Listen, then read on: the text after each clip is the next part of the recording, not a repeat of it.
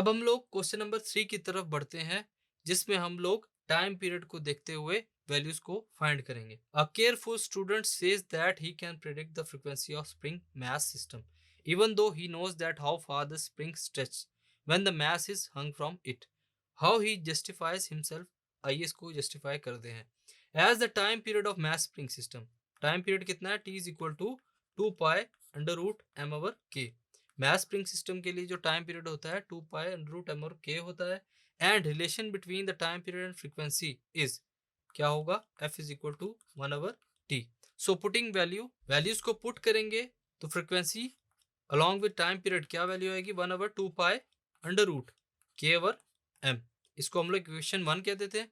According to Hooke's law क्या है हमारे पास? F is equal to K x. इसको हम लोग इक्वेशन 2 कह देते हैं।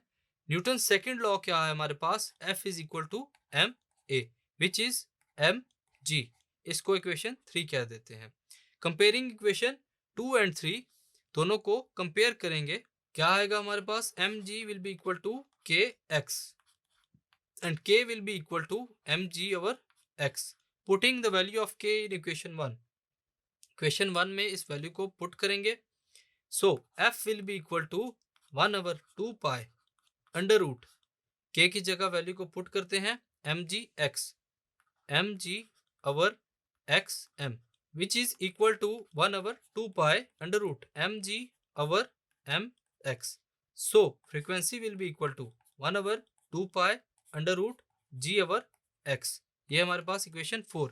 So with the help of equation 4, the student can predict the frequency of mass spring system just by knowing the extension in spring.